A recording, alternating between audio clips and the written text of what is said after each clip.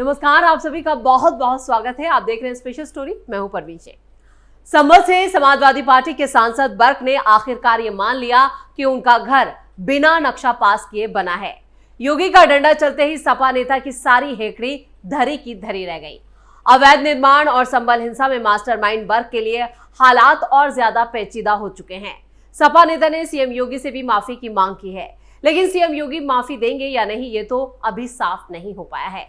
तो कैसे बैकफुट पर आए समाजवादी पार्टी के नेता और क्या बर्क के खिलाफ क्राइम फाइल तैयार हो चुकी है, सब कुछ आपको बताएंगे अपनी इस स्पेशल स्टोरी में। सपा सांसद बर्क का कबूलनामा, बिना नक्शा मकान बनाने पर सजा, योगी से हाथ जोड़कर मांगी माफी। बिना नक्शा पास कराए मकान बनाने के मामले में फंसे संभल के सांसद जियाउर रहमान बर्क को कोई राहत नहीं मिली है, जिसके बाद समाजवादी पार्टी के सांसद अब बैकफुट पर आ चुके हैं और उन्होंने जुर्माना देकर नक्शा पास कराने के लिए कोर्ट में एक एप्लीकेशन यानी प्रार्थना पत्र दाखिल किया है। सपा सांसद ने जुर्माने की रकम जमा करने के लिए कोर्ट से 1 हफ्ते का वक्त भी मांगा है। केस की अगली सुनवाई अब 3 जून को होगी। सांसद के मकान केस में 26 मई को एसडीएम कोर्ट में सुनवाई हुई, जहां सांसद के वकील ने एक प्रार्थना पत्र दाखिल किया है। प्रार्थना पत्र में सांसद ने जुर्माना लगाकर मकान का नक्शा पास कराने की मांग की है और जुर्माने की रकम जमा करने के लिए 1 हफ्ते का वक्त मांगा। प्रार्थना पत्र में सांसद ने पहली बार ये माना है कि मकान का नक्शा पास नहीं किया गया था और वो जुर्माना देने को तैयार है। केस की जो अब अगली सुनवाई है वो 3 जून को होगी, जिससे साफ है कि सांसद बर्क की दिक्कतें अभी और बढ़ने वाली है। वहीं सांसद के बिना नक्शा पास किए मकान केस में सांसद के वकील और एसडीएम कैमरे पर बोलने को तैयार नहीं हुए। दरअसल समाजवादी पार्टी के सांसद जियाउर रहमान बर्क के बिना नक्शा पास कराए मकान के निर्माण के मामले में अब नया मोड़ आ चुका है। मंगलवार को एसडीएम कोर्ट में हुई सुनवाई के दौरान सांसद के वकील ने एक प्रार्थना पत्र दाखिल कर दिया, जिसमें पहली बार ये माना गया कि मकान का नक्शा पास नहीं था। सांसद ने जुर्माना देकर नक्शा पास कराने की मांग भी की है और इसके लिए कोर्ट से 1 हफ्ते की मांग की। इस मामले की जो अब अगली सुनवाई तय की गई है वो 3 जून है।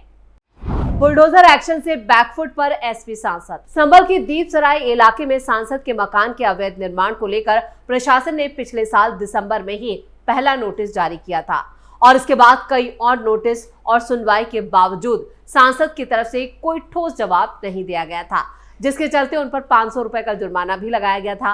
प्रशासन ने ये चेतावनी दी थी कि अगर नियमों का पालन नहीं किया गया तो मकान पर बुलडोजर चलाया जा सकता है।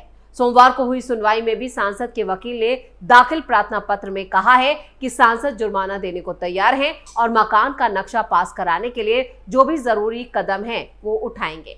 हालांकि ना तो सांसद के वकील और ना ही एसडीएम वंदना मिश्रा ने इस मामले पर कैमरे के सामने कोई बयान दिया। यह मामला संभल में काफी चर्चा में रहा, खासकर तब जब सांसद बर्क और दूसरे कानूनी विवादों में फंसे हैं, जैसे संभल हिंसा मामले और बिजली चोरी के आरोपों में भी बर्क आरोपी हैं।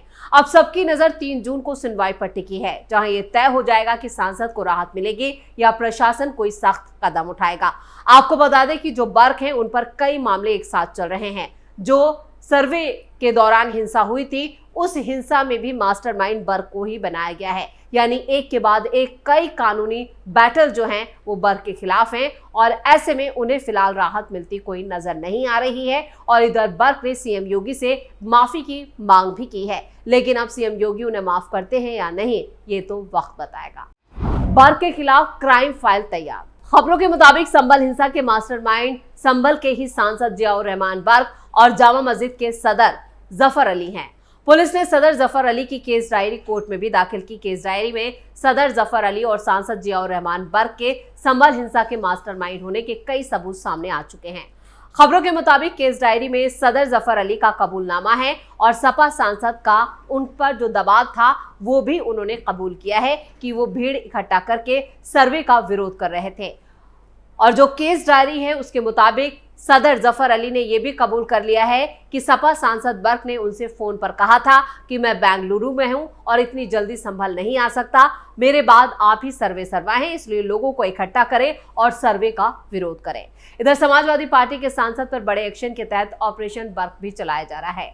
अब कभी भी बर्क को गिरफ्तार भी किया जा सकता है, इस तरह की खबरें भी सामने आ रही हैं। संभल हिंसा मामले में गिरफ्तार शाही जामा मस्जिद के इंतजामिया कमेटी के जो सदर हैं जफर अली ने, उन्होंने और भी कई खुलासे किए हैं। पूछताछ में उन्होंने ये भी माना कि हिंसा से पहले और बाद में सपा सांसद जियाउर रहमान बर्क पल पल की जानकारी ले रहे थे और जो जानकारी मिल रही है उसके मुताबिक सांसद जियाउर रहमान बर्क ने 23 नवंबर को जो रात थी 12:32 पर उन्हें फोन किया था और कहा था कि मैं संबल से बाहर हूं, सर्वे नहीं होने देना है। यानी ये एक पूरी सुनियोजित तरीके से की गई थी जिसमें अब बर्क की मुश्किलें और बढ़ने वाली हैं। सांसद ने कहा था कि इसके लिए लोगों को इकट्ठा किया जाए, साथ ही सर्वे का पुरजोर विरोध किया जाए।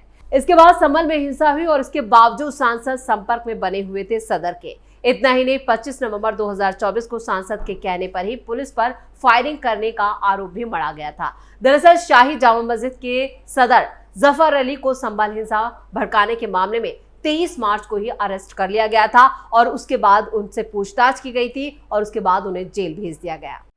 पुलिस दाखिल कर चुकी है केस डायरी। संभल पुलिस ने अपर डिस्ट्रिक्ट कोर्ट के जज निर्भय नारायण सिंह की कोर्ट में केस डायरी दाखिल की है। पुलिस की तरफ से अदालत में दाखिल केस डायरी में मस्जिद के सदर जफर अली और सपा सांसद जियाउर रहमान बर्क की बातचीत का ब्यौरा भी दिया गया। सदर जफर अली की कॉल डिटेल्स जो है, जिसमें सीडीआर के आधार पर ही ये पूरी जो क्राइम फाइल है वो तैयार की गई है। अदालत में अभियोजन पक्ष की तरफ से भी जफर अली को मुख्य साजिशकर्ता कहा गया। साथ ही ये भी बताया गया कि जफर अली ने सपा सांसद जियाउर रहमान बर्क के साथ मिलकर ही हिंसा की पूरी साजिश रची थी। लेकिन कोर्ट में जो दलीलें दी गई थी, कोर्ट ने उन्हें मानने से ही इनकार कर दिया और जमानत को रद्द कर दिया। वहीं शासकीय अधिवक्ता हरिओम सैनी ने पूरे मामले में मीडिया को इसकी जानकारी दी। पुलिस की तरफ से दाखिल केस डायरी में पुलिस अधिकारियों के सदर जफर अली से पूछताछ का ब्यौरा भी दिया गया। पुलिस अधिकारियों ने उनसे जब पूछा कि 24 नवंबर को सर्वे के दौरान वो मस्जिद के अंदर थे तो उन्हें कैसे मालूम हुआ कि पथराव कर रहे लोगों पर पुलिस ने गोली चलाई है, जिस पर उन्होंने कहा कि सांसद जियाउर रहमान बर्क के कहने पर ही उन्होंने ऐसा कहा था। यानी अब पूरे मामले में परत दर परत जो सच्चाई सामने आ रही है उसमें संभल के सांसद जियाउर रहमान बर्क की मुश्किलें और बढ़ रही हैं। क्या फंस सकते हैं एसपी सांसद? अदालत में पुलिस की तरफ से जो दाखिल की गई केस डायरी है उसके बाद सपा सांसद जियाउर रहमान बर्क की मुश्किलें और बढ़ने वाली हैं। दरअसल सांसद की कॉल डिटेल सीडीआर ने जो पुलिस के आधार बनाया है उसी की साजिश से यहाँ पर जो पूरा पर्दाफाश हुआ है और इसकी पोल खोलकर सच सामने लाया गया है। वहीं संभल पुलिस ने सांसद जियाउर रहमान बर्क से भी पूछताछ के लिए पिछले दिनों दिल्ली जाकर उन्हें नोटिस भी तामील कराया था और उसके बाद उनसे कई घंटों की पूछताछ हुई थी। देखने वाली बात यह भी होगी कि सांसद पुलिस पूछताछ में उन्होंने कई अपने बचाव में दलीलें दी और कई ऐसे सवाल थे जिन पर वो अटक गए।